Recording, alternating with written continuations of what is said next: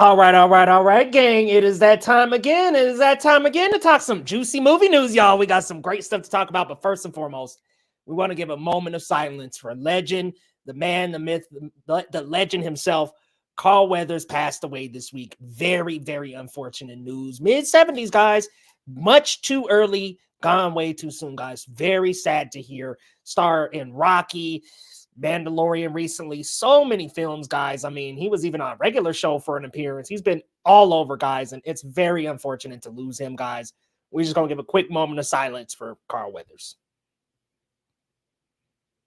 All right, guys. Rest in peace, Carl. Legend, man. Very sad to hear that this week.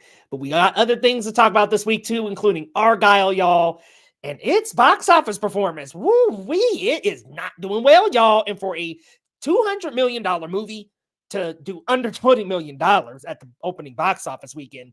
Not good, guys. Apple with these big budgets, not performing well at the box office. That's the second one with the $200 million budget that did not perform well at the box office. The first one being Killers of the Flower Moon. So Apple might need to do a little reshuffling with that movie release strategy. And of course, we've got the Avatar: The Last Airbender Netflix right around the corner, y'all. And I don't know, with what they've been saying lately about that show, it's sounding a little bit weird. But guys, I'm going to introduce my man Lo first. What's going on, Lo? How are you, man? Good to see you. Hello. Good evening. What's up to Colby in the chat? He said, here's to Chubbs, wherever he is. Carl Weathers had such an impact on my life. I can't tell you guys how many times I watched Predator when it was on heavy syndication on Oh my TV and gosh, bro. HBO or whatever it was. I watched Predator so much, and of course Rocky 1 through 4, and more recently he's done great voiceover work too. Like his Combat Carl from Toy Story is so freaking good, hilarious, awesome, and just so much energy in life. And honestly, he was such a cool person off the screen. I had the pleasure of being in his presence at Fan Expo. I wish I attended more of his panels. I mean, it just goes to show you just never know when's the last time you're going to see somebody. So R.I.P. to the legend, man. I'm wrecked on hearing the news, but yeah, I'm here tonight, ready to talk shop. So yeah, man, Carl Weathers, bro, an absolute legend in our household, man. Just phenomenal in every role he's been in, bro. It's so sad to lose him, and man, oh man, I'm just hoping he's resting peacefully because he left a hell of an impact on us. But hey, y'all, by the way, the amount of like the celebrities he's worked with just showing their love is really what got to me too. Like Adam Sandler, Sylvester Stallone, Shooter McGavin himself, Christopher McDonald, just showing their love. You love to see it. Yeah, man. I mean, everybody respected Apollo Creed, man. I mean, he was just phenomenal, bro. Left a great impact everywhere he went, and I know Stallone was tore up, man. He had he said, "Keep punching Apollo." Oh my god, bro. I'm getting emotional just thinking about it, man. That got me, bro. But y'all, let's introduce our latest member to the team, Ileana Melendez. How you doing? Welcome. Oh, you're mute. I was muted. Hi guys. I'm doing good. I'm ready to chit chat about what we've been already chit-chatting about during the week. So this is like the the culmination of our conversations. And again, also rest in peace to Carl Weathers. That was really shocking news. From what was it, yesterday? Like I saw it, I was like, wait, what the it's always a shock, but I don't know, it's every time it just gets more and more upsetting and disheartening because I feel like especially these recent years, we keep losing like such legendary actors and icons. So may he rest in peace. Yeah, anytime people be posting something and it's like they'll use like Variety will use like a white background or something, I'm like, please don't do that, Variety, because it makes my heart skip a beat. Like, really? Yeah, absolutely. No, it's at that point it's clickbait. I'm like, wait. I think you said something last week, and I was like, "Wait!" I saw it for a second. I thought this person had passed. Like, I really. Yeah, I can't remember who it was. Yeah. We're very like on the edge with these things here, and then this happened. Yeah, so tragic, But lots of people in the chat. What's up, Kaisi Cinema? Yeah, what's going on, Keezy? What's going on, cousin Braylon? What's up, man? Got John Lee in the house. G Colby, what's going on, guys? Good to see y'all pulling up to the stream to talk some shop with us, y'all. And we are going to talk some shop because first we got to get into our first segment, y'all. And I got to pull up this video because we got to get into.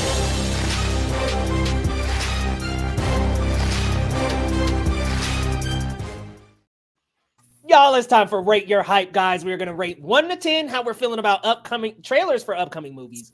And we've got 2 this week. One that I am highly anticipating, and then another I'm just anticipating having some fun. So let's start with the fun one, shall we? Ghostbusters Frozen Empire, guys, is the latest installment following up the last Ghostbusters film, bringing back Paul Rudd and the cast from that film to once again fight some ghosts, y'all. Who you gonna call? Ghostbusters, guys. And listen, guys, I'm just gonna be honest here. I think the trailer was cut really, really badly, but it looked like it was gonna be a fun time. I mean, honestly, I thought it could be even funner than the first one. You got more Bill Murray this time. I'm looking forward to it, guys. Lo, are you a huge Ghostbusters fan? Why am I asking? You a big Ghostbusters fan, ain't you? Shit. I know I love me some Ghostbusters. Yeah, I mean, like, look, I'm not like a diehard Ghostbusters fan, but I love the original. The original cast was so good. Dan Aykroyd, Ernie Hudson, Bill Murray, all together. Shouts out to Spengler himself, who they did such a wonderful tribute to him. Harold Ramis, sorry, the name was leaving me for a second.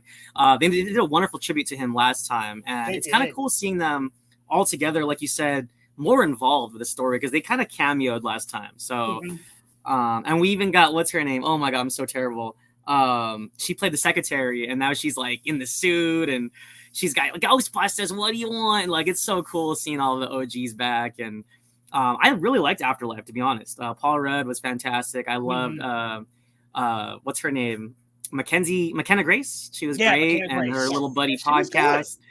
Yeah, I liked what they did with it. So I love the direction this is going. It's again going to the large scale, end of the world, apocalyptic type of stuff again. But I mean, like, that's Ghostbusters. I mean, if New York isn't in peril, what are we doing? So it's definitely going back to the formula. But I also hope that they have more surprises in store for us. I hope it's just not a retreat of what we've already seen. I mean, even 2016 Ghostbusters with Kristen Wiig and Melissa McCarthy kind of was treading on familiar ground there as well. So we'll see.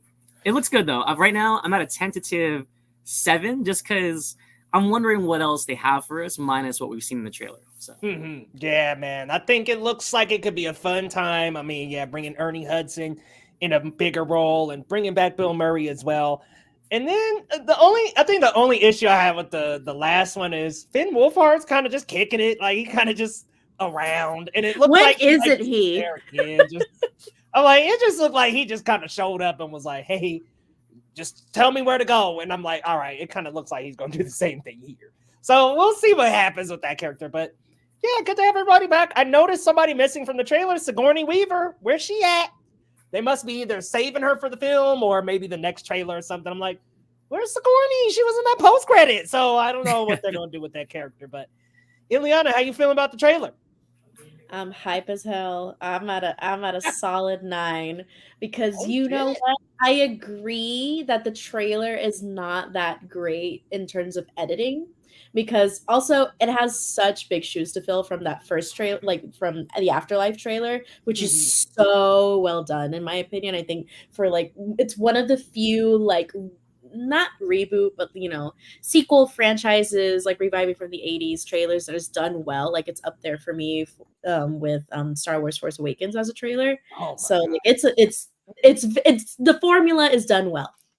And I went into Afterlife with very, very low expectations, or perhaps healthy expectations, and I ended up loving it. Like I actually genuinely love Ghostbusters Afterlife. So I have no fear or like concern with Frozen Empire. And despite the trailer being a little choppy, I am so excited for seeing these characters again, because like I'm not like, I love the OGs, I'm a big fan, but there's just something about this young blood coming in, and with very good actors, especially McKenna Grace, and that just kind of captured my heart. So when we have these cameos from the OGs, like it's great, but I don't feel like we really need to rely on them because we have such a good, like, to me, a good new generation coming in. So we don't really need to like depend on them too much. And I hope that they don't fall into that trope into the new one. Just because like if I wanted to see the OGs, I would see the original movies. And I just like the idea. Bill Murray's in this trailer a lot. Like I was like, okay. I don't know if that excites me or concerns me. That's like the thing. It's like this, it's this funny little balance of, okay, are we just retreading familiar territory and kind of disregarding what they were able to accomplish in Afterlife without like the need for Bill Murray and his co-stars, throughout the whole movie. But, I think genuinely it's going to lend itself for some fun. I love the idea of them being in a supporting role to the main characters. Honestly, I'm hyped. Yeah, it looks like it could be so much fun. Lo, you're saying something? I'll say real quick because I'd be remiss if I didn't shout her out. Annie Potts. Annie Potts is the actress from the original Colby film. had your back, man. Yeah, Colby had my back. And also, I always forget this, but she's the voice of Bo Peep in Toy Story. And I always forget this, but it's such a fun fact. Yeah, so Bo Peep is also, that's her. Icon, legend, mother. Yes, absolutely legend. Great. Yes, bring mother back. G. Colby out of 5. 5 out of 10. Wasn't a fan of Afterlife, but maybe it might be different in the film, but based on the trailer, it looks like they're doubling down. I don't think I hate that with this Ghostbusters franchise. Honestly, I didn't even hate the Melissa McCarthy one. Yeah, burn me at the stake, y'all. I didn't hate that one. I love that one too. I thought it got way too much hate. We had some incel hate coming, y'all. So there, some of that was pure incels. But even people who did dislike it, I was just like, I didn't think it was that bad. I thought it was all right. I thought it was a fun time. The role reversal with Chris Hemsworth being their secretary was fantastic. That was fun. That was funny. Chris Hemsworth is such a good comedic actor, and I wish he did more comedy. He's good. He is a good himbo. Yes, he is my himbo king. There's just something so funny when people like to judge the newer movies, and it's just one of those things in particular where, at least when I grew up with them, even growing up watching Ghostbusters, like we knew as a household that even the original Ghostbusters movies are not that like, perfect, flawless, excellent movies.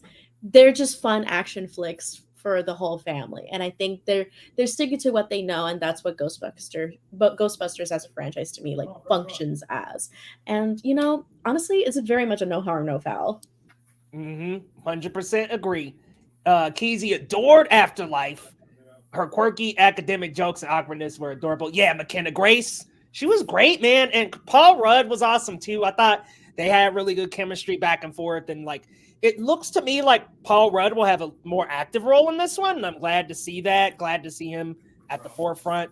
He does look a little aged, though. Y'all was like, did Ghostbusters kind of age him finally? Like, it looked like he's almost 60. That's what's happening. He's aging. I know. I'm like, Paul Rudd done looked the same for 40 years until now. It was bound to happen at some point, y'all. It happens. He was forever young until he's not. Yeah. Yeah, Braylon not too into the Ghostbusters, so it's a 4 for him. Hey, we get it. Not your cup of tea. Totally understand. Tyler with this funny comment here. Ghostbusters versus Sub-Zero for Mortal Kombat. Yeah, basically with the Frozen Empire, right? Oh my goodness. Didge is at a 7. What's up, my friend? Love for the franchise gave it an extra 2 points. I think I'm sitting at like a healthy 8. I think it's fun, looks fun. We got Slimer back and shit. I was like, okay, Slimer, let's go. Classic. So getting one of the iconic ghosts back was great. The trailer doesn't look good, and I think it was Keezy who said the international trailer was a lot better. I might have to go check that out because I did not like the trailer and the way it was edited and these weird, awkward voiceovers and stuff. Kumail Nanjiani's character just kind of like pops up, and I was like, who? So it's like a weird cut in the US trailer. To go check out that international one though. But guys, we had one more trailer this week. Longlegs. Which what I love about Longlegs, guys, is we don't really know what the heck it's about based on that trailer. But I know for sure it's got Nicolas Cage, a part of the cast. I don't think we even saw him in the trailer. Michael Monroe. That's what I was gonna say. Are you sure? Right. He's on the cast list. It was in the trailer as a name, but I was like, who the hell? What? But there's also Michael Monroe, Alicia Witt, and Blair Underwood is who the cast is billed as. And I'm gonna be real with you guys. I'm not gonna read the synopsis. I just want to talk about that trailer and how it tells absolutely nothing. I'm there day one. Honestly, 10 out of 10, just because it doesn't give me anything. It just presents me with this haunting imagery, these weird, crazy letters. I don't know what they're going with there. If it's some hieroglyphs, I don't know what was happening. But I just saw just haunting imagery, scary shit going on. I'm here for it. I think any trailer can learn from this nowadays. Please, just don't hit me over the head with all the info of the movie, people running around with Deadpool 3 trailer synopsis and stuff. I'm like, I don't need to know. Please just let me see. Just wait. But Lo, how you feeling about this one, man? What did you think about that trailer? Oh man. 10, baby. 10. Huge horror fan.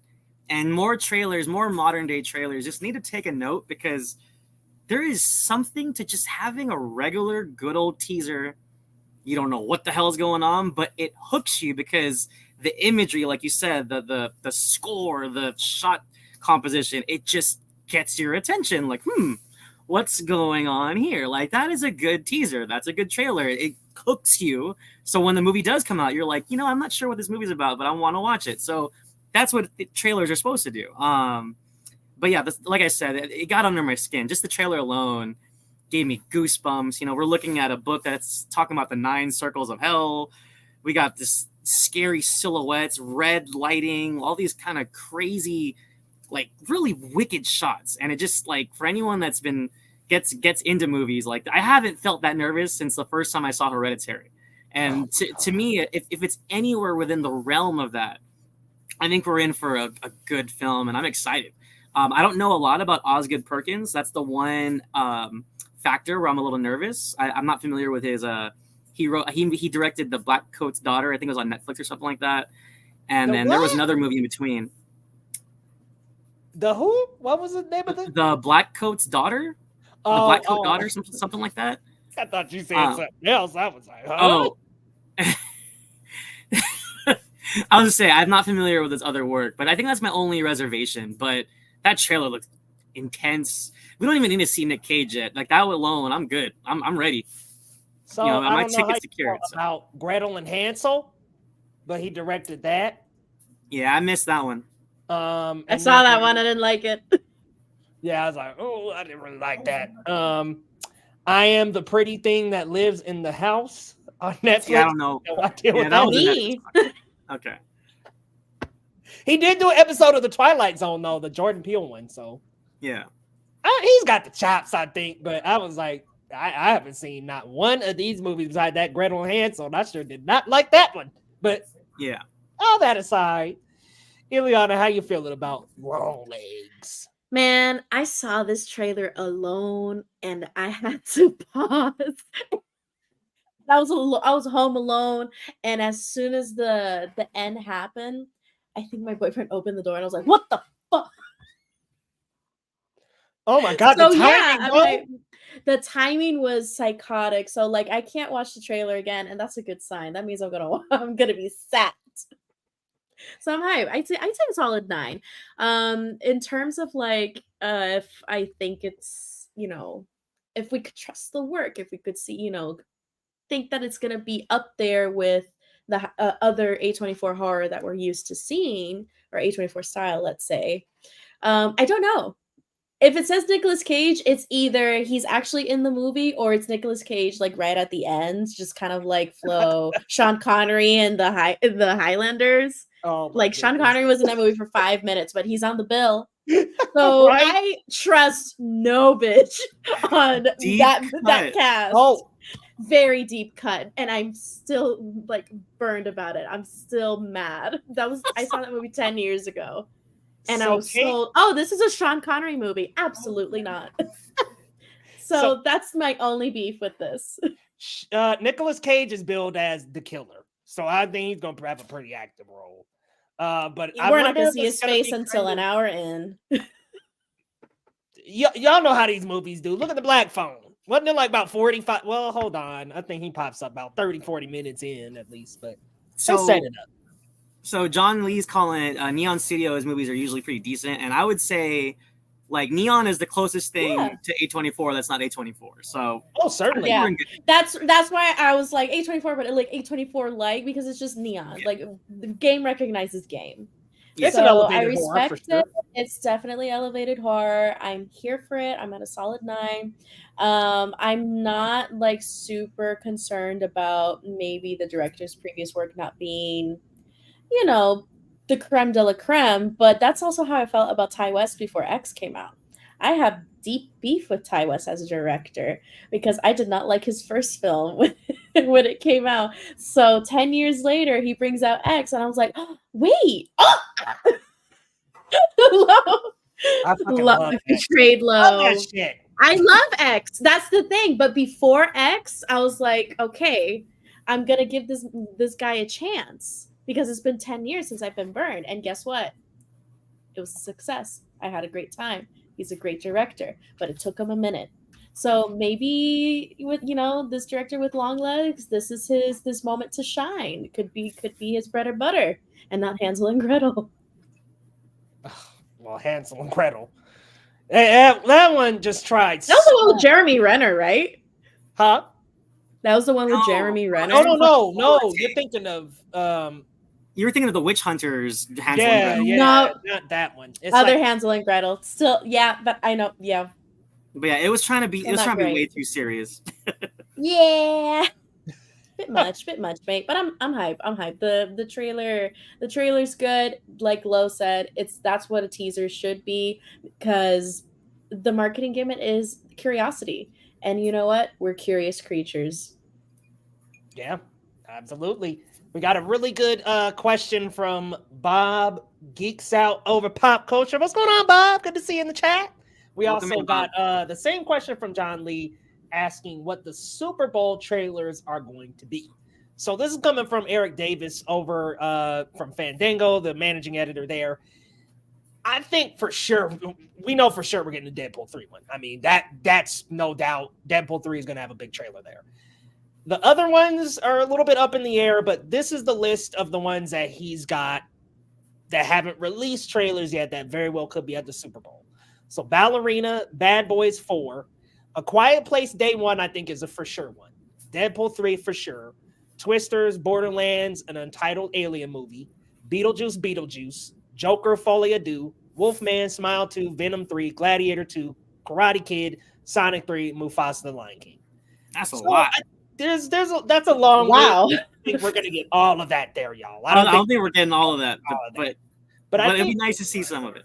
I think Deadpool 3 for sure. I think A Quiet Place Day 1 for sure. I think Joker, Folie à Deux, maybe a teaser. I don't think we get like this big long trailer. I think maybe a teaser for that. I hope so. And then I think Beetlejuice could have its trailer there, but maybe that might debut a little earlier, like sometime this week, because the poster dropped. So maybe they're saving it for the Super Bowl, not sure. And then I could see Ballerina dropping as well. The rest, maybe. I think Sonic 3 is so far out, probably not Sonic 3. Another one that's so far out, the Karate Kid, Mufasa. Those are so far out, I don't think those are going to get trailers. But look forward to Deadpool. Oh, and Godzilla X Kong might get something else as well. So look forward to some geeky ass trailers, y'all, coming to Super Bowl Sunday. Lowe's looking forward to his team winning, right? I'm nervous as hell, but yes, I believe. Confidence, Lo. Confidence. Nervous? Am I hearing this right?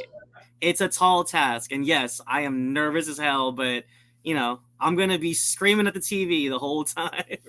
Please beat Mahomes, man. All these people talking about he on the Mount Rushmore of. I'm like, man, I hope they get clipped. Clip them, man. Clip them. But y'all, we're going to move on to our next segment here.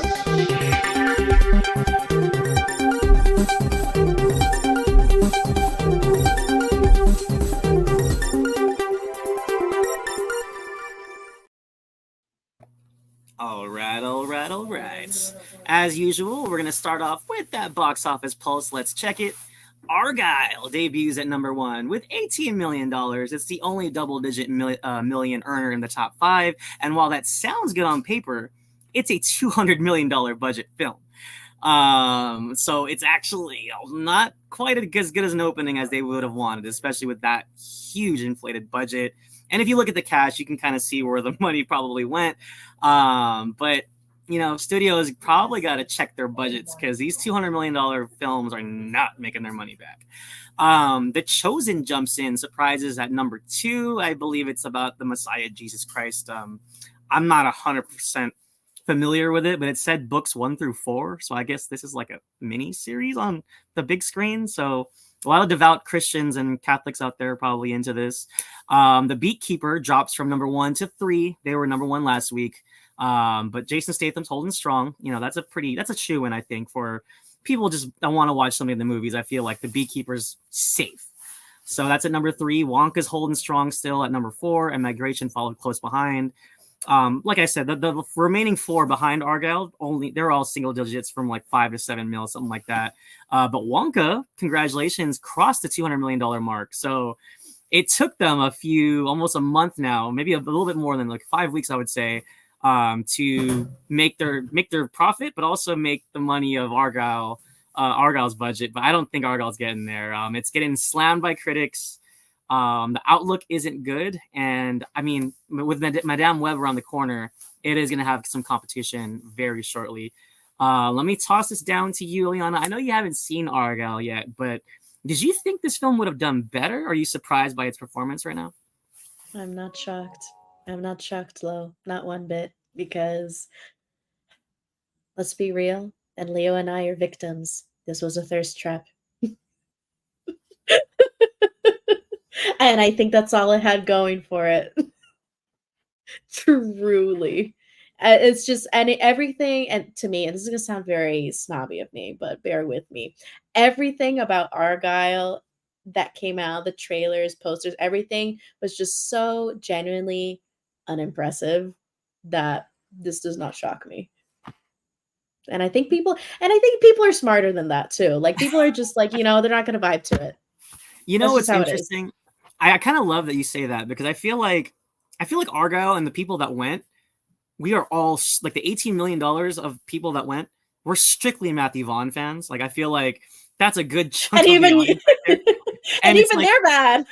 Right. And what I'm saying is, like, I feel like casual audiences just didn't care about this character. It has no franchise to tie itself to. And I don't know if that's a bad thing or a good thing, but it's definitely concerning. Like, I mean, minus the star power, which obviously wasn't enough, like with Sam Jackson, Henry Cavill, I wouldn't say Bryce Dallas Howard and Sam Rockwell are big names, but at least they're familiar faces. I just feel like maybe it just wasn't enough. And there wasn't enough in the trailers, like you said, to pull people in. But Leo, you saw Argylle. You had a good time with it, just like I did.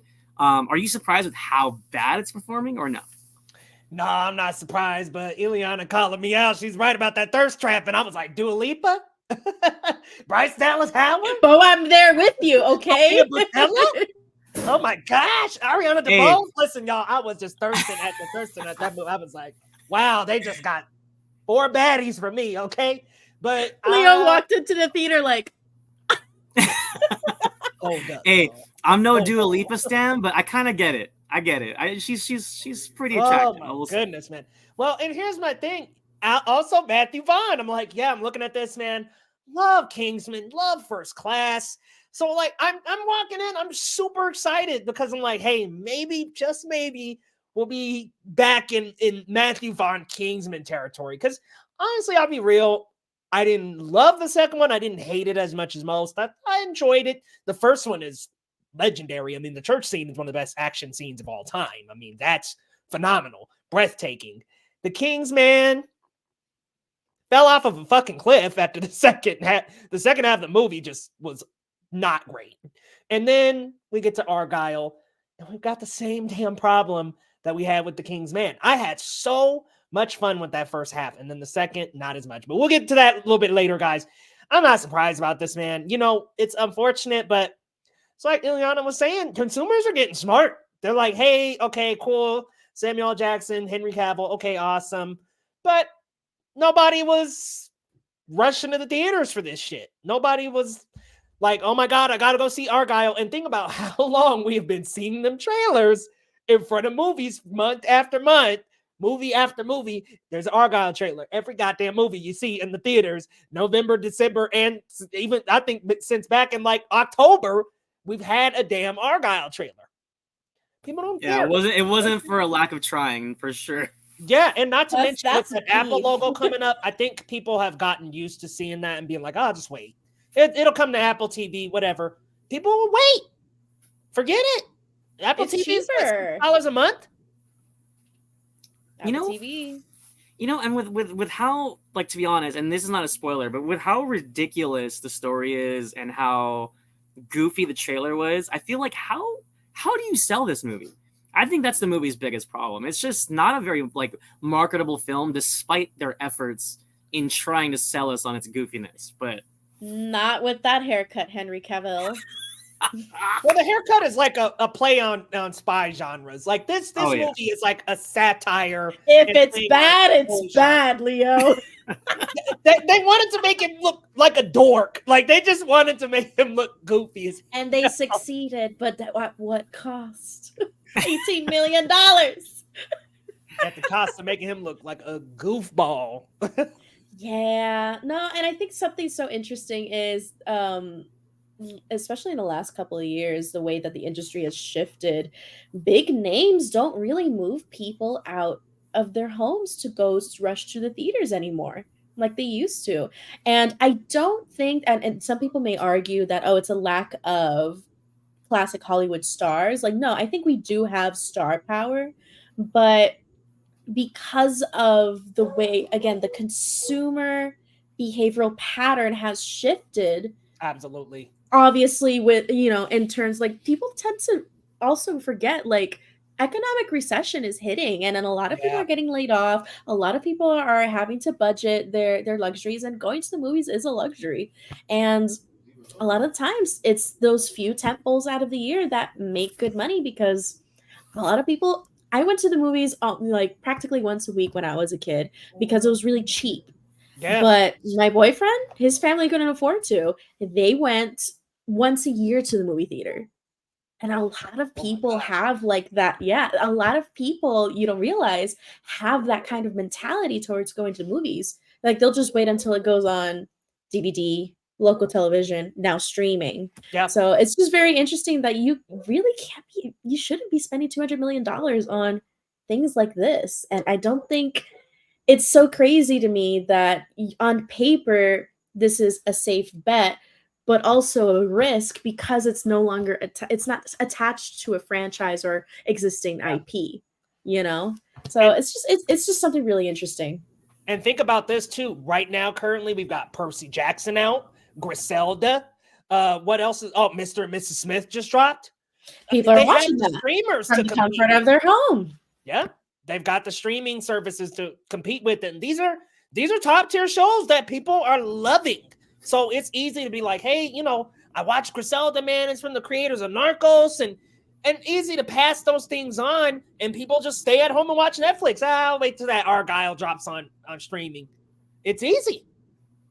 And I hate to say it because I brought it up earlier and it just kind of pained me to say it, but it's like, you look at something like The Ballad of Songbirds and Snakes, or even Wonka to an extent. I wouldn't say Timothée Chalamet has a lot of star power, but people know Wonka and people like Hunger Games. So I feel like those films had less considerable star power than Argylle, but Argylle had nothing to show for it. So I think it's definitely a little disturbing and concerning for the star power of Hollywood. But like you guys are saying, consumers have so much more resources and options versus shelling out $20, $30, $40, whatever it is, with whoever they are with to go to the movies. So, but yeah, hopefully with Madame Web, we might see an uptick in box office receipts. But listen, they might see it twice. Oh man, I'm so sick of the Sony Spider-Man-less universe. But anyways, let's keep it moving, you guys. To some other exciting Cape superhero-related news. Millie Alcock, famous for House of the Dragon on HBO Max formerly, will star as Supergirl in the DCU. And I think if anyone got into House of the Dragon, it was the Game of Thrones prequel. She was fantastic. She was did a great job playing a Targaryen, and I think she's got the chops for this. And I'm excited for the DCU to have such an awesome actress play such a pivotal character, because apparently, as James Gunn said, she's going to have a big role, and it's going to be based on Supergirl. Was it Woman of Tomorrow? Leo, did I get that right? Yes, sir. Woman of Tomorrow. So this is exciting, and I'm gonna throw this right to you, Leo. I mean, you're a big fan of Game of Thrones. I was late to the party, so you're kind of like, telling me what's what. I know you're in the House of the Dragon as well. I mean, how excited were you when you heard this news? So, just full perspective, guys, I'm not really a fantasy guy. I do prefer sci-fi, but my fantasy love is for Game of Thrones. I love that show until season 8. Season 8's abysmal, but I love seasons 1 through 7. House of the Dragon, phenomenal. Brought us right back in. Episode 8, I could put episode 8 of House of the Dragon in my top Game of Thrones episodes. It's phenomenal. Millie Alcock was great as Princess Rhaenyra. She was fantastic. Nothing as Emma Darcy. Emma Darcy was great as well, but I wanted a little bit more Millie Alcock. I think we pulled away from her a little early. We could have had her in some more flashbacks, working some more of that. And I'm hoping maybe she'll be involved in the next season. But she was fantastic. And now this is the second Supergirl I'm going to be thirsting over, because I think she's fine as hell. But I am so excited for her to be Supergirl. I didn't hate the other actress that was up for the role. Meg Donnelly is her name. She did Supergirl in a couple of the animated films, so I thought that would have been cool to get Supergirl from animation over into live action. That would have been cool. But Millie Alcock, I think's got the look. I think she's got the ferociousness that I think you need with this character. You know, everybody talks about Clark Kent being kind of the big blue Boy Scout. Well, that's not who Supergirl is. I know that's how the CW painted that character, and that's a very different version of the character. Supergirl is a little jaded, y'all. I mean, she saw some shit. So unlike Clark, who was sent to Earth and peacefully grew up with parents on a farm, like that was not the story and origin for Supergirl. So we're going to see a different dynamic here. And I want us to put the Melissa Benoist depiction down a little bit, because that's a little bit of a different depiction of Supergirl. They really gave her the Superman mannerisms in the show. So this is a little bit of a different Supergirl. I'm excited for Millie Alcock. I think this is great.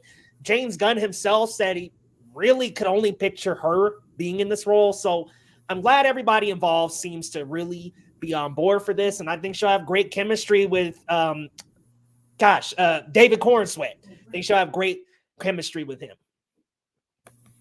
Oh, absolutely. I mean, this is exciting. People could be mad all they want, especially a lot of the DCEU truthers out there, the 2,000 of you, wherever you guys are at. But let me throw this to Ileana. Were you a fan of House of the Dragon? And do you think Millie Alcock is a good fit for this role? I'm going to be real. I missed out on House of the Dragon, but I have seen many, many, many clips of her as Princess Rhaenyra, and I think she's a phenomenal actress. Like, I don't think this is me put it on my assuming hat. I think she's a phenomenal actress. I don't need to see the whole series. Like, the little bit that I've seen, I'm like, yeah, she knows what she's doing. So, but it's so interesting to me. She is the last, I don't know, I guess type of, like, she's the last face I expected as a superhero. I don't know why. I think it's because she has such a like serious and like regal demeanor to her, because of the character that she played in House of Dragon, that when I saw this news that she's going to be playing Supergirl, I was like, interesting. But I'm unfamiliar with Supergirl, aside from her depictions in like mainstream media, such as the CW depiction. I did see that Melissa Benoist show, like when it came out, and I thought it was fine and dandy. But from what Leo is telling us here, this is quite honestly probably going to be something way more interesting. So definitely exciting. I'm excited to see a Kryptonian that has actually seen some shit and is perhaps not as privileged or, coddled as a Clark Kent mayhaps. So, two sides of the coin. So I think that this is going to lend itself to be something a little bit more fresh and much needed in the DCU. Yeah, no, and I'm glad you brought that up, because I feel like a lot of people might have a hard time picturing her. But I just feel like, especially with young actresses, I think the biggest thing is when we start House of the Dragon, like, she looks like a kid. I think, remind me, Leo, we started out pretty young with her, right? I mean, she's like in her teens, I think. Yeah. So she plays the teenage version of Rhaenyra. Yeah. So I think that's part of it. But like with a lot of great child actresses that kind of break out of their shell, I mean, look at the Anya Taylor-Joys, going back further to like Dakota Fannings and her sister Elle. I mean, these girls can really show their range. And I think this is a good opportunity for Millie Alcock to show, what else she's got minus the rugged, tough Princess Rhaenyra. So this is exciting. I'm excited. And as a fan of, her and James Gunn, I'm excited to see what the DCU it's gradually unfolding, and I can't wait to see the more of it. So absolutely. This is going to be fantastic, man. Great casting. I love it. All right, move into something that I am equally jumping out of my seat for. The martial arts legend Donnie Yen will star in an 87 North production of Kung Fu, a film adaptation based on the 70s TV series starring the late, great David Carradine, a concept that Bruce Lee himself came up with, and it was unfortunately stolen from him. But I think this is awesome. 87 North is behind a lot of the action pictures we see nowadays, and David Leitch is rumored to be eyeing this project. He's not confirmed as a director. But this is the crew behind John Wick. I think it's gonna be fun. We most recently saw Donnie Yen in John Wick 4. He was phenomenal as always. And as a huge fan, I can't wait to see him do more. He's awesome. If you guys have ever seen Ip Man, if you guys are familiar, I mean, he was in Rogue One for all these Star Wars fans out there. This guy's awesome in everything that he does. Let me throw this right back to you, Ileana. Are you a fan of Donnie Yen? Are you familiar with the Kung Fu show? I feel so fake if I say I'm a fan of Donnie Yen because I'm not familiar with like his entire scope of work, but I have seen Ip Man. I have seen him in Rogue One. I did see him like recently in John Wick 4. And I think he is such one of those familiar faces where they pop up on screen and they steal a scene and you're absolutely like, oh, like you're just happy to see them like an old friend. And I think this is something that's really exciting, even though I'm unfamiliar with the original series. But hey, anything that comes with the John Wick team and anything that has to do with really intricate fight choreography, action settings, I'm all in. You don't have to say much else. Oh yeah, and especially with like the 87 North team specifically, like their stunt team, their fight choreography is always on point. So this is exciting news. Leo, I don't gotta say too much. I know you're a Donnie Yen fan. How pumped were you to hear this news? Because I feel like, his last like solo starring work was Raging Fire. Obviously, it was a Chinese production that made it overseas in a limited release, but he hasn't had a big like American presence felt. So this is pretty exciting, man. Yeah, I'm happy for him, man, because exactly like you were saying, you totally took the words from my mouth, man. I feel like he hasn't had a big U.S. presence, and I'm so glad that this is coming right off of John Wick 4, because that got a lot of people, I think, turned on to Donnie Yen. And not that people didn't really know Donnie Yen. Of course, we've seen him before, but I think that gave him enough to really launch him forward and get him this role. And I think that's perfect on the heels of John Wick 4. Give us more Yen. Man, this guy's great. I mean, a martial arts master.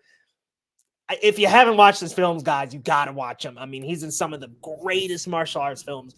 I don't know them off the top of my head because honestly, as a kid, I used to just sneak my dad's VHS collection and watch them. They were fantastic, but he is in so many great martial arts movies. And I think this is the perfect role for him. And I haven't watched this 70s TV show Kung Fu. I might go back and try to watch some episodes of that, but I'm sure he's perfect for this role, man. I can't wait.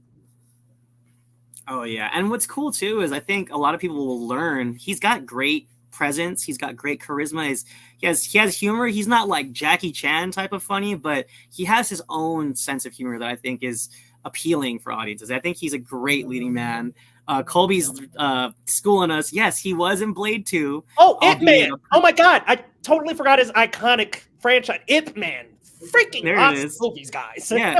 And also Hero with Jet Li. Him and Jet Li have a fantastic battle in that. And they've actually faced off numerous times. So anyone that wants to look it up, man, Donnie Yen's got a huge filmography to sift through, especially for martial arts fans. I think he's your favorite Star Wars character, isn't he? Yes, he is. I actually have him right here. Yes. Shouts out Chirrut Imwe. Most people don't even know his name, but he was the blind force-wielding believer in Rogue One. So, but yeah, super excited for this news. I wanted to bring this up because I heard a lot of great things about this show. Have you seen Warrior? John Lee's saying everyone should watch it. John Lee, I literally just had to chat with my dad. I'm like, listen, I'm going to have to continue on Warrior without you. I've seen probably about 5 or 6 episodes of Warrior. Love it. Andrew Koji is amazing. And I've seen clips from season 3. Look, listen, this is unreal combat choreography, guys. I saw Andrew Koji in this show and I was like, that right there could have been Shang-Chi. I'm sorry. It's nothing against Simu Liu, by the way. I think he's a great Shang-Chi, but this is pre-Shang-Chi. I'm like, Shang-Chi, baby. And he's just fantastic in Warrior, man. Fantastic. And wasn't he in Bullet Train? That's the only thing I've seen him in.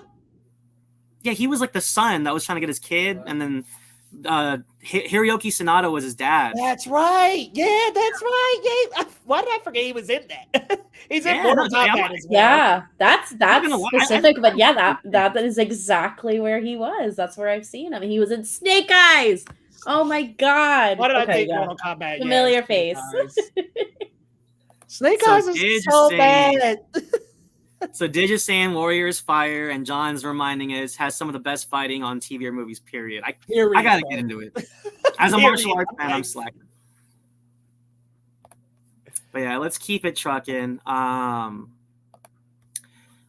This one I gotta speak with a heavy heart. This is gonna be tough to talk about, guys. But pretty much the showrunner behind the upcoming live-action adaptation of Avatar: The Last Airbender has fans worried, and rightfully so. First off, he mentioned that some of Sokka's Sokka, I can't even talk. Some of his sexist characterization from the TV series will be toned down or almost non-existent. But it's like that was just part of his development in the show. And then also, they were saying how they're trying to make this show appeal more to audiences that were fans of like Game of Thrones, which is, I mean, I get trying to appeal to a wider audience, but the cartoon did that while still being able to relate to kids and adults. I just felt like it was already a good balance, and they're kind of messing with what made the show so great here, especially with those kinds of comments. But, I could tell by your face, Ileana, you have thoughts, and I just need to know, because, I mean, obviously, when I heard the sexist stuff, I thought that was just ridiculous. I mean, character development, guys, like characters grow, and to take that away from this, it just drives me nuts. But Ileana, please, I know you have a lot to say. Check out the background change. What can I say? I hate being right.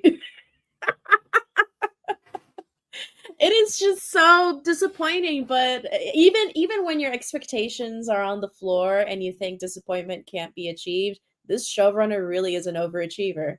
So I cut the cameras, wrap it up. I think all of these these changes to the story just really deeply misunderstand the source material. And I understand, I get wanting to, be a little different, because it's like, oh, why just do a frame for frame, recreation when you could just watch the original once again? That's fine. That's cool. That's dandy.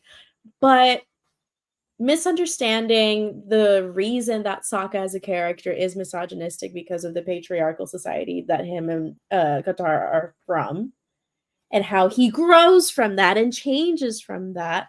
Not only that, the way that Katara struggles with the mom role that she's kind of forced into because she's the only girl of the group, and because she kind of had to take over as her mom when she passed, which is something that's very, very real. And little kids know these things. This happens to children all the time. So it's just one of those things that, once again, deeply misunderstands the material and misunderstands children and how intelligent they can be. And it's just one of those things that I think trying to adapt it and make it more high mature fantasy isn't really something that works with this kind of story, because it's so pivotal that they're kids affected by imperialism, affected by colonialism, affected by genocide, and affected by very, very real things that happen in the world. But at the end of the day, look at Aang's character. Aang, his fatal flaw is running away from his responsibilities, which is why they go on these adventures. That's why they go yip yip, like, if you're telling me you're going to adapt a series and you're going to take away all the charm and truly, let's say, drama and interesting points of the character away, what do you have left? It's just really, it's really disheartening, honestly. And also, just the fact that they called him sexist just makes me feel like they just missed the whole damn point. Like, because he does, mistakes. Like, it just drives me nuts. I can barely talk about it. But Leo, I know you're feeling similarly. I mean, do you still have faith that this will be okay, or are you worried? So I saw the trailer and I was like, man, I'm hyped, bro. I'm feeling it. And then I gotta bring up Dig's comment here. He said, someone stopped the showrunner from talking. Cut the cameras. Please cut his mic, because the more and more that he says, the worse it suddenly gets, because it was the Sokka thing. And I was like, ooh, that's kind of, because if you think about it, not only does changing Sokka's sexism affect Sokka, it very much affects Katara as well. And then it makes me think about Grandmaster Paku and how that story happens at the end of the first book, and how Katara as a character grows from that experience as well, and how she also grows the entire water tribe by showing them that a woman can be the most powerful waterbender here. I hate that. I hate what they did with that, and it's going to make it an awkward, very awkward meetup with the Kyoshi Warriors as well, because that was Sokka's whole flaw, and you take that character flaw away, it strips us of the lesson from that character. So that's knock number one.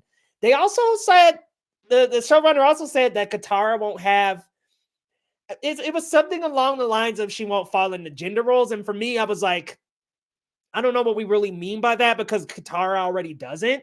She's a powerful warrior, waterbender. I don't know what. And then I instantly thought, oh, she's got like the motherly instincts of like really being like the mother of the group. Are we going to take that quality away from Katara? Being the mother and the center of the group and keeping everybody together, keeping everybody in line. I'm like, are we going to take that away from her? So that comment was weird. And then he talks about this Game of Thrones stuff. And I'm like, I'm getting bogged down. I'm getting wore out. And now Ileana said it last week. The showrunners, the original show creators left. And now I'm seeing why. Because it's like, okay. And not only that, guys, they also said that Aang won't be adventurous and running around having adventures. I'm like, okay, we are really cutting this show down. And I'm upset about that. Also, it has been stated, guys, so I'm sorry. I hope I'm not spoiling for anyone, but the showrunner said it. It's going to start with the Airbender genocide. And I'm like, do we really need to start with the Airbender genocide? The best thing about the Airbender genocide is that it was never shown. It was the impact that was shown and depicted that makes it such a strong story and event. When you don't show us, sometimes it's the best when you show us through the other characters and their emotions. I mean, it's the second episode, I think, when Aang figures out it happens and he instantly goes into Avatar state. I'm like, okay, are we not going to get that moment either? I'm concerned. I'm very concerned. That build up to that moment is what makes it great. Yeah. So if they show it before that even happens, it just kind of takes the wind out of its sails. And like you said, oh my God, the stuff with Katara, like, she is mother. They can't change that. That is a part of her character. And also, like, for them to try to like make this a little bit more serious and appeal to like Game of Thrones fans, it's like, these are the kind of mistakes that M. Night Shyamalan made. And this is what got people so upset. So I just feel like they gotta be careful about making the same mistakes the previous film that failed made. So I'm very concerned. I agree with you, Colby, here. It can't be that bad. Famous last words. No, hold on. Ileana, we gotta reflect here. They had skinny Uncle Iroh. They were mispronouncing names. I don't think we're gonna get that bad, but it might be like, okay, the M. Night Shyamalan was a 2 out of 10, and this is maybe more like damn, but we're getting the Agni Kai in like season 1 off rip. Like, what's good? What did he say his name was? Ero? Uncle Ero? Ero. I was like, and Aang was Ong, Sokka was Soka. I was like, what are we doing? Y'all ain't even pronouncing the names right. I just don't Let me remind you guys. You make an adaptation and you don't listen to you don't at least watch a couple of episodes of the TV show. They say each other's names in the first freaking episode. Yeah, let me remind the people, it's Sokka pronounced with an Aka. Hey, girls, he's about to rock you. Like, come on. Come on, guys. He made a rap about it. Look at this. It's they're like not they're trying so hard to not be problematic that they're making themselves problematic. They're like let's say, woking themselves into the sun. You know, like that's what I feel is happening here. They're saying, oh, these characters cannot have any of these flaws because it's super dated and no character should be sexist, blah blah blah blah. That's the point. Like, that's the point. It's like, okay, characters are not supposed to be perfect. Yes, like you're supposed to have them develop. The lessons and developments that they learn are modern. They do come into a modern state, because think about it. If you think about these water tribes and stuff, it's not too far-fetched to me for them to have beliefs like that, and then for the Kyoshi warriors to change Sokka's belief. I think it's like, okay, when we're taking that away, we're then taking away that lesson. We're taking that away, because the lesson is that women can be as strong as you, if not much stronger. I mean, the Kyoshi warriors were more powerful. They were more they were just more uniform. They were more disciplined, and it was like, that's an eye-opening experience for Sokka. And not only that, that's a lesson for young boys. I just think that we're stripping that away is stripping away the lesson, and it's goofy. Absolutely. And I think Suki said it best, where like Sokka was apologizing, like, oh, you know, I'm sorry. And she's like, no, it's okay. Like, I'm a warrior, but I'm a girl too. And it's like, that just kind of sums up, like, you know, just that mutual respect, you know? So, but yeah, I'm concerned, guys. I'm so tired. Hold on. Pull up Colby's comment right now, please.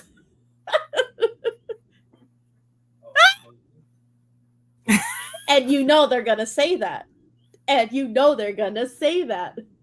Even though Toph was making her own jokes and joking about her own blindness. Come on. Or when the characters will be like, hey, Toph, can you write this letter? And she's like, hello. Toph is and it's so funny. Like, it doesn't even have to be that corny. It's just so simple. And this doesn't take away from her strength as a character. It's just funny. And also, exactly. Also, just basic storytelling. I mean, Colby's just stating the obvious. Like, flawed characters are more interesting because you see the growth. So, I'm baffled. I'm prediction. Baffled. You know what? Though? Prediction. I got a prediction, y'all, and I hate to say it. Watch Azula have a sympathetic angle. I already know. Of course. They're going to have her. Of course. They're going to be, oh, yeah, you know, she has to girl boss. Love, blah, blah, blah. And it's like, the character herself thought she was an evil bastard. Like, she viewed herself as evil as hell. Totalitarian. Her and Ozai do not deserve sympathy. They are totalitarian, evil as hell, like people. The stuff about, like, the philosophies of riding the middle of the line come in with Legend of Korra, and I think rightfully so. Those two are evil, bro. They believe that the Fire Nation should be taking over all the countries, that all the nations are owed to them. That's what they believe. A supremacist mindset. So if we're going to make them all sympathetic and shit, I'm going to be like, I'm turning it off. I don't care. I'm turning it off. But is it girl boss to be a fascist? Because that's I feel that's gonna be the angle they're gonna go for. And I'm like, what? You're taking away you're actually sugarcoating it. You're taking away the grit. So how is this Game of Thrones? How is this feeling more mature, more fantasy? Because it's like a very mature story. It's just simply told in a way that is understandable for kids and it's accessible language. That's all. Yeah. Concerned. You know, and I think because we have a couple more stories, but I just will say that I feel like the showrunner is just kind of misunderstanding the property here. I mean, just making all these changes. It's like, did they even really get it? Did they really enjoy the original, series? So that's like my main thing right now. But it's like Witcher and the Witcher team, remember? Where they just actually actively didn't like the source material, so they just did whatever they wanted with it, to the point that Henry Cavill was like, fuck this shit, and I'm out. And then he went to Argylle, so... and Warhammer 40K, which could be good, but Halo did the same exact thing. Showrunners were like, we didn't watch. I was like, bro, or we didn't play the games. The games? What games? I'm like, oh my God. Change the slide. We're mad. So from one adaptation to another, the upcoming live-action adaptation of How to Train Your Dragon will be its own film and its own interpretation. So this is interesting because we went from the faithfulness to like ATLA to this, and I think this is an interesting case because I didn't realize that How to Train Your Dragon was a book series. I wasn't really familiar with the material. I just love the animated film for what it was. And I kind of like the idea that this particular adaptation will try to stand on its own legs and not be a frame-for-frame adaptation of the cartoon film from DreamWorks, which is interesting. It's an interesting stance, and I think from what I've heard, the film did deviate a little bit from the book. So this is interesting. Like if it's more faithful to the book, it might give us something new to grasp onto and enjoy. However, for fans of the film, it makes you wonder, like, are we going to create a divide between devout fans of the Hiccup Toothless cartoon versus like what's in the book? And it's a really weird thing to think about. But let me throw this to you, Leo. Were you familiar with these books? Because I never got into How to Train Your Dragon other than the films. Yeah, I didn't know nothing. I'm gonna be real with y'all. I just knew about Hiccup and Toothless and them in the cartoon. In the DreamWorks movie, I didn't know about no books. I'm gonna be real. I think there's a little room to change this up. I think, especially adapting animation to live. Well, geez, we just talked about ATLA. I don't know. I guess with this one, I'm like a little different, just because I think with the medieval story, there is room to maybe change some things up. Just make Toothless as fun and cute and goofy. Like, don't go making him this ferocious, mean dragon or nothing. Don't go changing characters. Make Toothless cute and cuddly, and don't change him up too much. Toothless is actually tiny in the books. Really? I'm fine He's a little baby. He's like a tiny little green dragon. I was gifted the first book like a million years ago, and I can't say that I got into the series, but I was familiar with it being a book series. And yeah, the animated movies deviate like with quite a few things. Honestly, just probably for marketing reasons, because they made Toothless more lovable. They added some characters. I think even what's the girl's name? Astrid doesn't even exist. She was an invention of the movies to give like a love interest to Hiccup. But I think it's something. This is kind of like the inverse situation with ATLA. I think where you have an animated film that doesn't really adapt the books faithfully, the source material. Now you have a proposal of how about we go back to that and are a little bit more faithful. I'm interested because it could be something different. It could be something fresh. And I don't know, man. I love dragons, and I love like the Viking world and the lore in How to Train Your Dragon. Wait. So that little green spot on the cover, that's Toothless? That's Toothless. That little green. He's a little baby. Green spot on each cover. That's Toothless. Yeah. I don't know much more of the differences aside from that. That's just like what I knew and was reminded of on the TL today. I was like, oh yeah, that's true. Like, that there were these differences. So this news doesn't bother me. So on one hand, I'm going to highlight Didge here. He said as long as you keep the soul of the franchise, he wouldn't mind if things it's more faithful in the adaptation. I think it's hard because I love the cartoon film so much. So it'll be hard for me to disconnect from what we've seen, especially because I thought Astrid was great, but apparently they invented her for the film. So, but I will watch this with what do you call it? With an open mind. But yeah, we'll see. I'm a little nervous though. Oh no, not Tyler. I know Tyler's coming in. He said, let's wait a month. Welcome to cynics.com, where we all get together on Sunday. Right. And well, I think if we get a trailer of How to Train Your Dragon and then we start ripping it to shreds, then we'll be right in the same boat of where we're at. So, yeah, we'll see. We'll see. I mean, I can't. Are they even filming this, Leo? Do you know? I feel like we're not even there yet. Like, yeah, they're filming. The director had like a little clacker. A couple weeks ago, I think. Yeah, I think I'll hold my breath until we get the trailer. But yeah, we'll see. All right, y'all. To close out the night, a new poster reveals the official title of the highly anticipated Beetlejuice sequel, simply called Beetlejuice. I actually kind of like it. I think it kind of fits with the lore and the mythology of the first film. Leo, I know you didn't love it, but just for me, I'm a fan of Tim Burton. I'm a fan of Jenna Ortega. I think she's just awesome casting, especially to be Winona Ryder's daughter.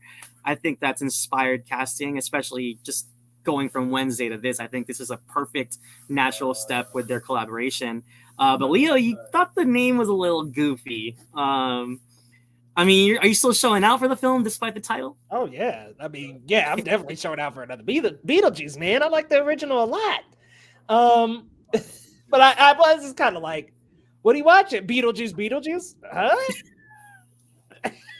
I think it would have just been easy to just call it Beetlejuice too, bro. But I mean, hey, I'm not gonna not watch it because of the title. I definitely love Jenna Ortega and all the work she's done so far.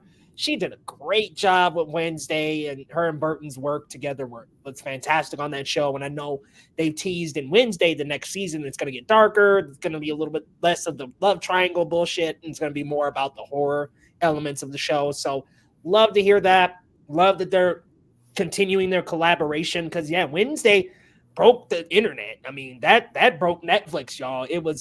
I think it's still their most viewed, like one of their most viewed series, if not the most viewed on Netflix. So I think I'm very excited for them to reunite here. Winona's coming back, right?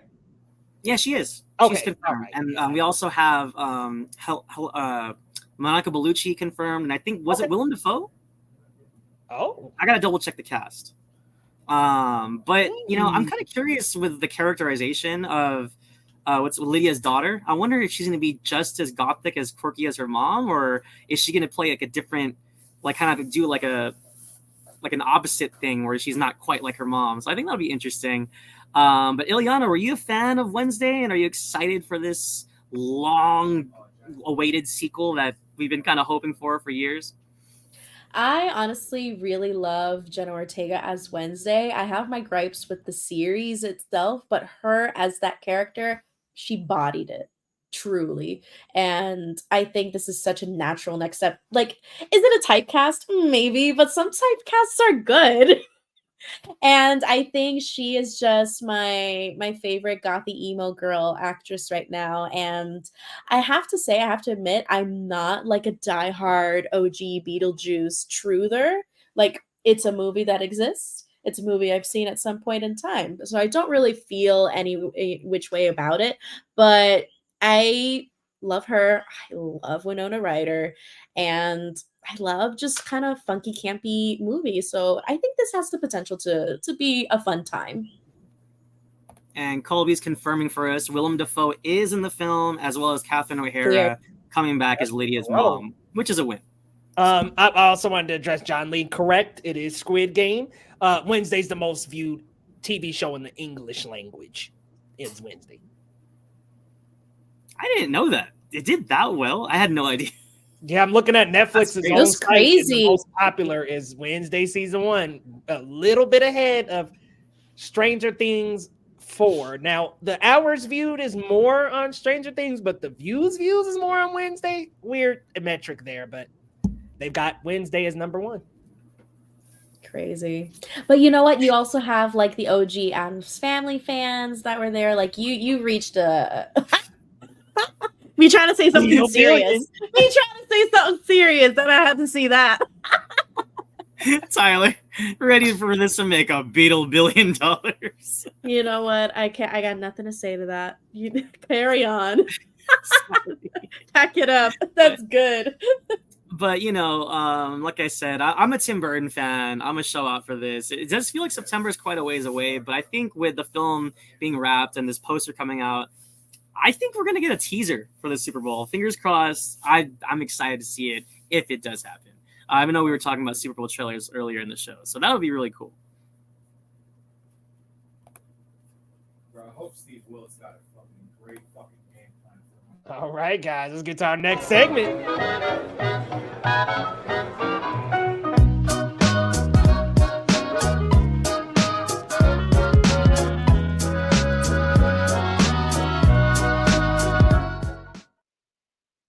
And Ileana, gotta add your name to that. But guys, let's It's all talk good. the TV shows we've been watching this week. Ileana, we want to start with you. What you been watching this week? Percy freaking Jackson. Man, I gotta get on that.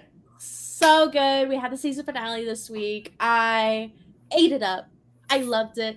I'm really, really hoping and praying for their season 2 renewal. I really hope that Disney puts all bets on this series being like a fan favorite on the platform, because I think it's just such a good, to me, and like to the reaction that I've seen on social media towards the show, I think it's such a good crowd pleaser. And it's got people like even the Gen Z, like younger generation, discovering Percy Jackson as a character. I'm seeing way too many tweets being like, oh, Luke betraying like, you haven't read the books, kid. You haven't read the books, mama. So I think it's really exciting, and people are rediscovering the books once again and really enjoying the series. And I think, man, Rick Riordan really knocked it out of the park. And I love that he didn't change the target audience. He didn't try to make it mature. He didn't have, everyone aged up or anything, or the tone of it really changed for a more mature audience. It is still directed at children or a younger audience, but you can still enjoy it. And I think that's something that is a feat to be respected. So yeah, I've been having a great time with Percy Jackson. Leo, you got to get on that. They started, he had these ancient. You also had the last performance, rest in peace, of Lance Reddick at the end of that, and that brought a tear to my eye, because man, he also bodied the role of Zeus, and it was really really impactful. I did not know he was Zeus. That is awesome. Yep. Incredible. And he just kind of, you know how he was. He just walks in the room. He has this incredible, powerful presence, and bodied Zeus. He was so intimidating, and his voice, it was just so perfect, and it's just really, really so tragic and disheartening to see that's all we're gonna get from him as that character. And I think he should have been cast more as like these godly figures more often in his career. So does this follow the Lightning Thief only season? Yes. 1? Or? Okay. Every season is one season is a book.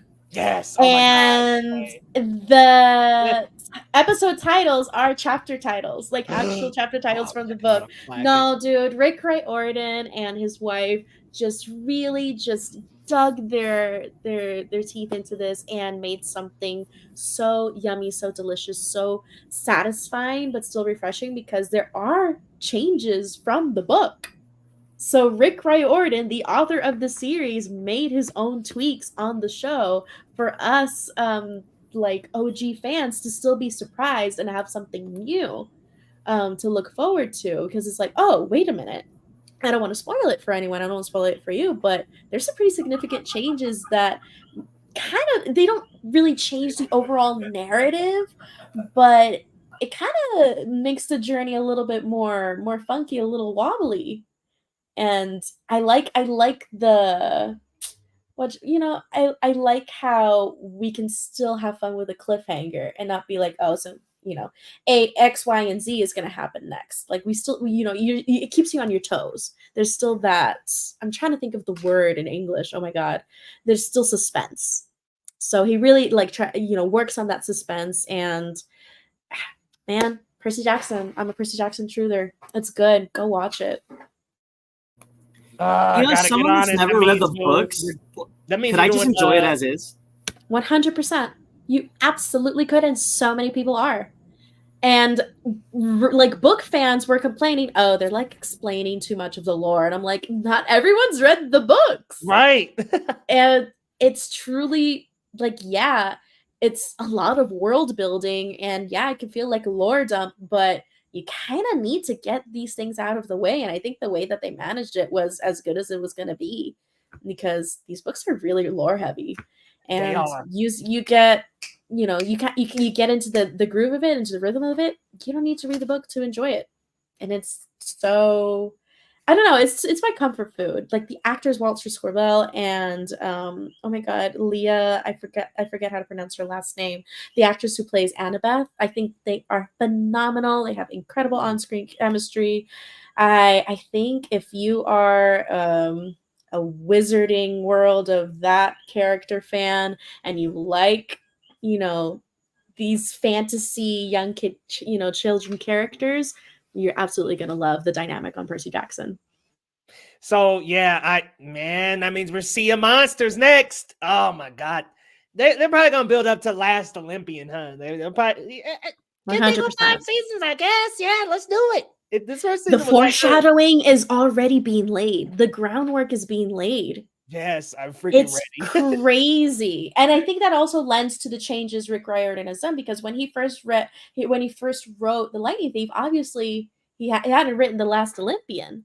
Yeah. But now he has that entire scope of the narrative, so now he can actually make these foreshadowing choices in the narrative and give us more perspective on different characters. Really, really, really interesting stuff. Oh, I can't wait for that. Yep. Dude, Sea of Monsters season 2, man. It's gonna be a good one. Oh man, I can't wait for that. And that has really, I think it's in the top 10 most streamed shows right now. I mean, it is really doing well on streaming. I think it might be like one of Disney's best for their Disney Plus lineup. I think I've seen it somewhere. It's in their top 10 now. So good for them. It's always on the they front needed to page. win. Huh? It's always on the front page of Disney Plus every time I open the app. So it's doing well, y'all. Percy Jackson. I've been told get on it, because y'all, that movie was abysmal. And it had me a little worried about the series just because that movie was so bad. But Rick Riordan being involved, making changes himself, fantastic. That's the best way to do it. Have the author involved. He's the showrunner. Huh? Rick's the showrunner. He actually awesome. Straight up wrote the episodes for TV. So it honestly doesn't get any, more organic than this. There's one other fantasy franchise, though, where I wish the author wasn't involved. But this one, I'm very happy to have Rick Riordan involved. The other one I'm speaking about, probably won't be watching the show, just saying. But I do really quick want to just touch on Mr. and Mrs. Smith. Really dug that show, guys. I think it's got some bumps in the road, and I think for me, some of the things it has to say about compatibility are a little messy, but I do really like Donald Glover. I like Maya Erskine. I just think towards the second half of the series, it kind of falters a little, but I do think the last episode was really, really good. It just has a hell of a cliffhanger that I'm like, okay, where are we going to go next? But there's some great chemistry between the leads, and I like the missions, and I like the kind of bickering back and forth that happens between the two characters as they're going on all these missions and failing some of them. Donald Glover, man, that guy knows how to dress, okay? I'm like, man, the wardrobe on this show is great. The music is fantastic.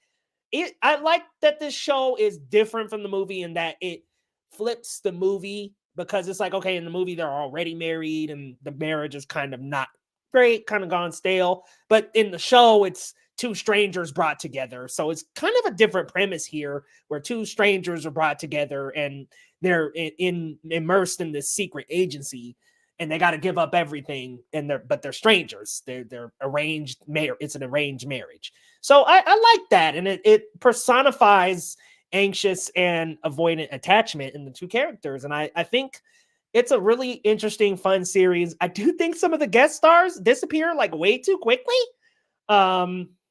Really, really good show, though. I love the chemistry between the two leads.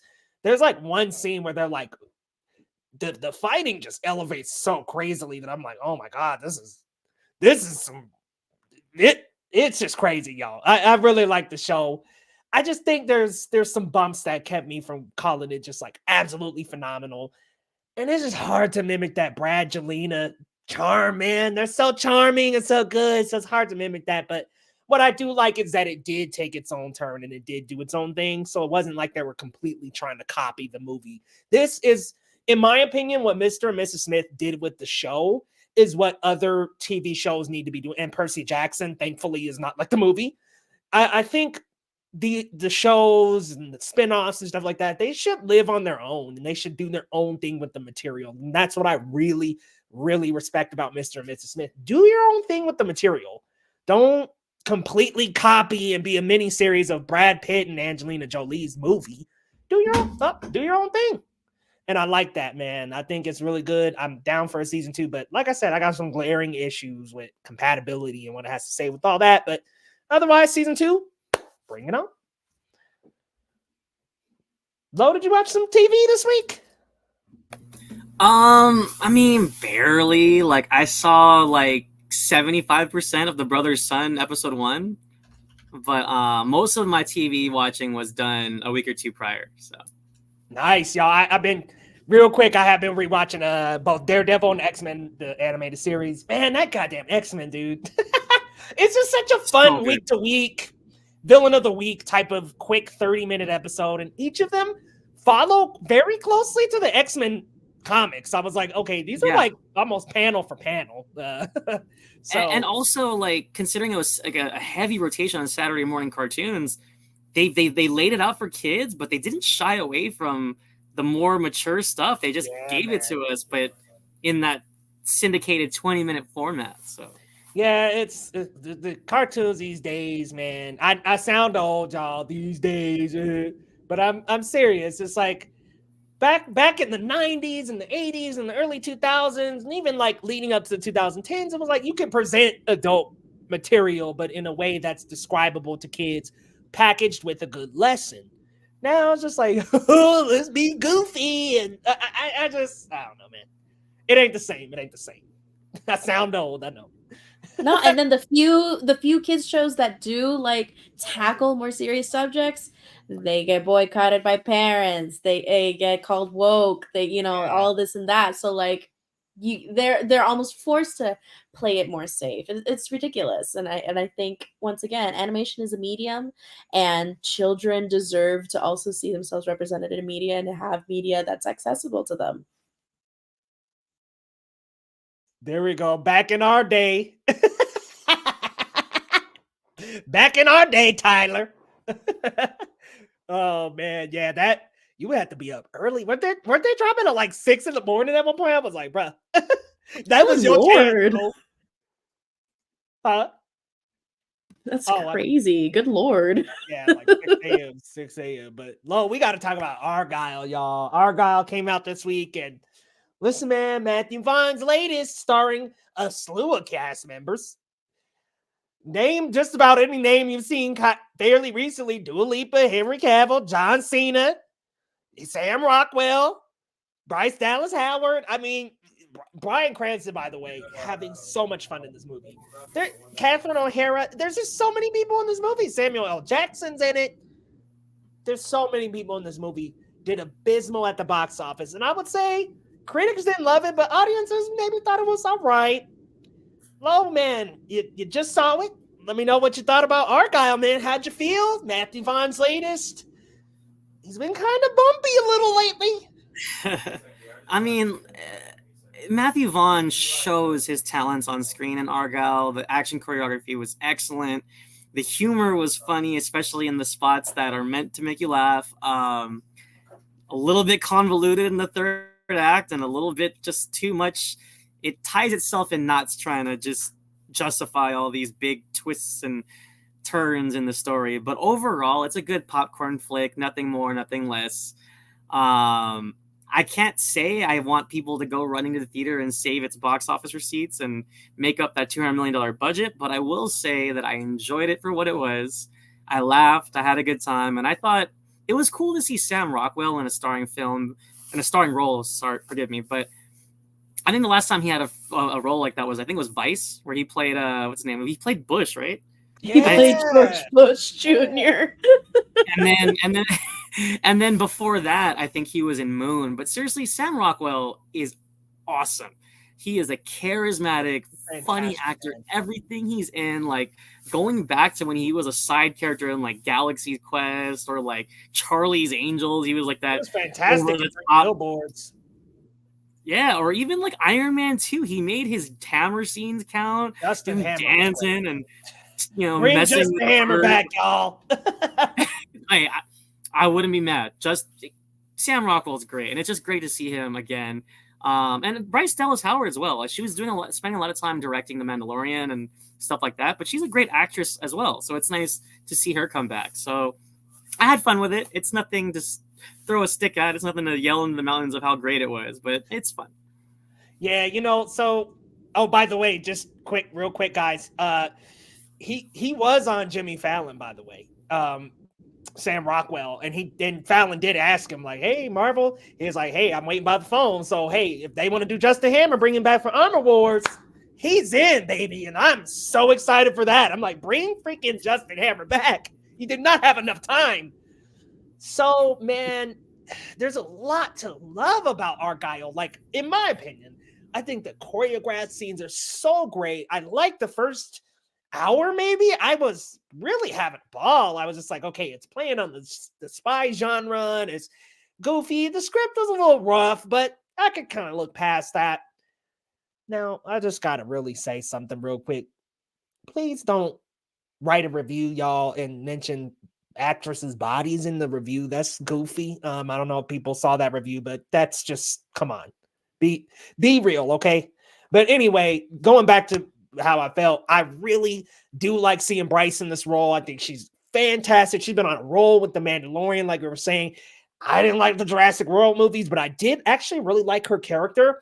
So I'm glad to see her in this role. And I really like the cast. I mean, I thought Bryan Cranston was hamming it up. I thought he was having a blast. Shout out to him and Henry Cavill. I think they just showed up and just had a ball, man, and you could just feel it. Man, it gets lost in its own sauce way too heavily. Like, it just hits a certain point in the film where the first big reveal of who Agent Argylle is reveals itself. Like you, Lo, I had guessed, just because there was a quote earlier in the movie. I was like, oh, that's Agent Argylle. And when it happened, it was just like they had to go explain all these different things. And it was all right the first time, but then it was like twist after twist after twist after twist. And right after the twist, guys, there was this lengthy expositionary scene that had to describe all that was. And I was like, okay, it got lost in itself. And that for me was where it just really falls off a cliff. Now, I did think it came back a little with the action scenes toward the end. It was very fun, very entertaining. But then also that green screen, whew, I mean, the VFX, I was like, this is a $200 million movie looking like this. Ridiculous. Which is weird because I really did like some of the sets. I thought the colors were very fun. Like when they had like actual sets, there's a scene earlier in the movie where Catherine O'Hara is like zooming Bryce Dallas Howard, mother and daughter. And there was like a pastel red wall behind her. And I was like, oh, that's cool. But like the actual VFX, woo. And I'm going on a slight tangent here. What the hell is up with these expensive movies looking bad? There is no reason the creator should look phenomenal and Indiana Jones looks bad. Like that's not good, man. Same budget, pretty much the same budget too. And he's got the Oscar nom. Like 80 million, and Indiana was 300. Oh, did you mean Indiana and Argylle? Oh no, I meant Indiana and the creator. The creator was like, I thought the creator was like 100 million. Yeah. See. And Indiana Jones, like, pay $300 million movie. Like, guys, like, pay them fair wages, absolutely. But if most of your budget is going towards having a flashy cast that still can't get people's butts in those theaters, at least invest in the VFX. It feels like it went to a lot of that star power, but look what that got you, right? So, which I mean, 18 million. This is Apple's second movie in a row that did that. Wow. Listen, Killers of the Flower Moon, definitely a better script, but it's just, it did terribly in theaters. It's like, can we get back to look at John Wick, 100 million to do all that, 100 million. Can we get back to the 180 million, 100 million movies where it's just like, looks like John Wick 4? Like, what? These $200 million movies, it don't matter. The budget don't matter. It's not going to perform that well if it's just not a good movie. I've had friends, my own mother was like, it feels like there's just no good movies in theaters these days. It's getting really bad with these movies that are just ballooning budgets and at their core, not good whole movies. And to me, Argylle feels like two movies in one. Solid effort-ish. So for me, I had a blast with Argylle. I think it's fun. I think its nooks and crannies it gets really lost. But for me, I still had a very fun experience, a very fun time. Not my favorite Matthew Vaughn. Probably not my favorite movie of the year. But if it was just the first hour of the movie and 30 more minutes, maybe it would have been one of my favorites of the year. But really, really trailed off, man. Really trailed off. And one thing I'll just say one more thing about it. Like, yeah. I don't think there's an easy way or a good way to exposition dump, but don't do it in the final act and don't do it that much. Like That much. It was like 25 minutes of extra exposition, an hour and a half in the movie. It's like, oh, that's not a good idea. Yeah, especially when you get to like the first big twist and it's like, oh, okay, like, and then you just keep going and going and going. And it's like, oh my God, it's like every 10 minutes there's a new twist with an exposition dump, 5 more minutes after that. By the way, the movie is entirely too long. This is entirely too long, bro. Like, this easily is one of those movies where 45 minutes could have been cut right out of this. I looked at my watch at the last fight because I thought that the other fight was the last fight. Oh my God. Yeah. I'll just say the hypnotizing, when that started, I was like, really? We dragging it out more? They had to reel that in and they just didn't ring it in. It just kept going and going and going. So unfortunate because, man, I really like Vaughn's style. I think he's got a very signature action style. And I would love to see that kind of action in the MCU.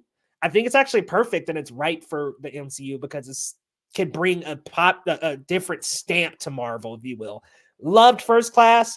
I was watching Sean Chandler's channel and he said there was an underrated X-Men movie that everybody doesn't talk about. And I think I agree with him.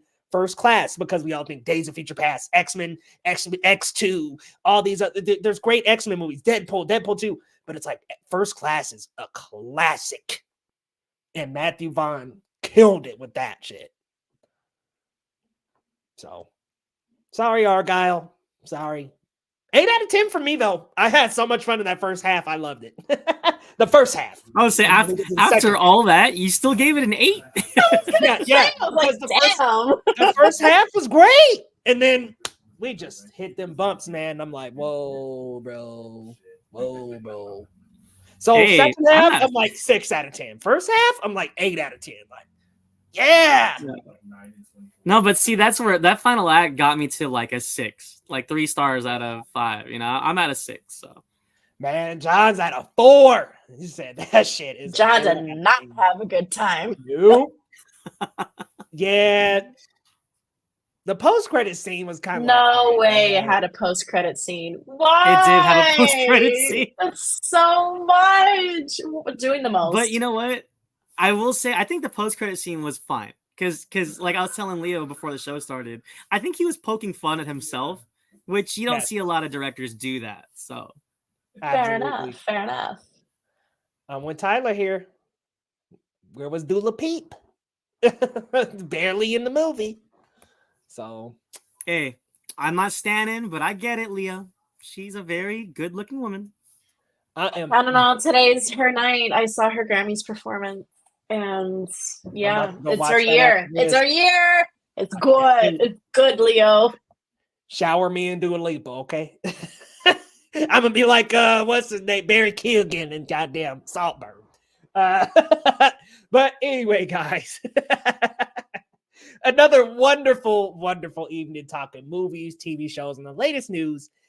Lo, let us know where we can find you, man, and what you got coming up, my friend. You can follow me on Twitter or Letterboxd at Marcellus Durden. I'm a proud editor and critic at The Cinema Spot. Follow us on all socials at The Cinema Spot. Check us out at thecinemasspot.com. We got a lot of great reviews and TV show reviews. We actually have a brand new review for The Color Purple. Came a little late, but that's our latest film review. And I believe our managing editor, John, is covering Mr. and Mrs. Smith right now. So shouts out to that. And also, we're not streaming next week because my Niners are in the big ship. Let's go, baby. I'm scared as hell, but I'm hopeful. Niners, baby. Yes. Braylon been asking all show who we think we're going to win. I gotta go Niners, man. I know. Hey, Braylon, I'm sorry. We're not a sports podcast, so I tried not to bring it up during the roundup. But I appreciate the love, Braylon. Thank you. Good luck to the Niners, man. I'm sick of them Chiefs. But Ileana, where can the people find you? What you got coming up? Well, I don't have props, but you can find me at Captain Melendez on Twitter and Letterboxd and Instagram, and you can find me here on Geekly Goods Live every Sunday night. Guys, return every single Sunday for Geekly Goods Live, and head on over to the main channel if you haven't already. Geekly Goods, y'all. We're dropping news a lot on Geekly Goods, guys, and tomorrow there will be a Sonic video out. So come on over if you're looking forward to the Sonic 3 movie. But recently we've uncovered some things. Had to squash a little rumor going around about Karen Page and Daredevil Born Again. Squash that. So you'll see the video. Go on over the main channel because, yeah, I went ahead and took some shots at that. X-Men 97, guys, there's so many new promos, so many new details coming out about that, covering it over on the channel. So come on through, guys. And then, of course, any Marvel, DC, movie, TV news going to be on the main channel, guys. So come on over. And here, every Sunday, 6 p.m. PT, guys, pull up for the latest news. And, y'all, we'll see you next time on Geekly Goods, baby.